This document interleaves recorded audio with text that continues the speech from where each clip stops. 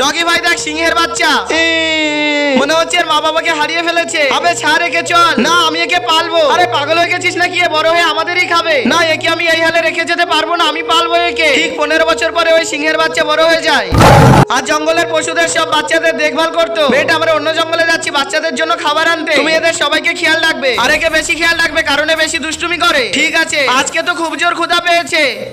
আরে সব বাচ্চারা তো খেলছে, আমার বাচ্চা কোথায় গেল? আর সিংহের বাচ্চাটাকেও দেখতে পাচ্ছি না। দেখ ওই তো আসছে তোর সিংহের বাচ্চা। এই সিংহ আমার ছেলে কোথায়? বাবা আমি জানি না। দেখেছিস আমি বলেছিলাম না পালিস না একে, এ বড় হয়ে আমাদের আর আমাদের বাচ্চাদের খেয়ে নিবে। না বাবা সব মিথ্যা, আমি কিছু করিনি। বাবা আমাকে মেরো না, তুই আমার বাচ্চাকে মেরে দিয়েছিস। চলে যা এখান থেকে, আর কখনো আসবি না। বন্ধু তুমি যদি মেয়ে হও ভিডিওতে লাইক করো, আর তুমি যদি ছেলে হও চ্যানেলটি সাবস্ক্রাইব করো এবং কমেন্টে লিখে যাও তুমি ছেলে নাকি মেয়ে। বাবা বাবা বাবা বেটা তুই এতদিন কোথায় ছিলি? বাবা সিংহ ভাইয়া মারা গেছে। কি সিংহ বেটা? আরে চিঠি কিসের? বাবা আমি নদীতে মাছ ধরতে গিয়েছিলাম, এরপর যখন বাড়িতে আসি তখন ছোটকে পাচ্ছিলাম না, তাই তাকে খুঁজতে গিয়েছিলাম। কিন্তু তুমি আমাকে না বুঝে আমাকে মেরে বাড়ি থেকে বের করে দিয়েছো, এই জন্য আমি কষ্টে মারা গেছি।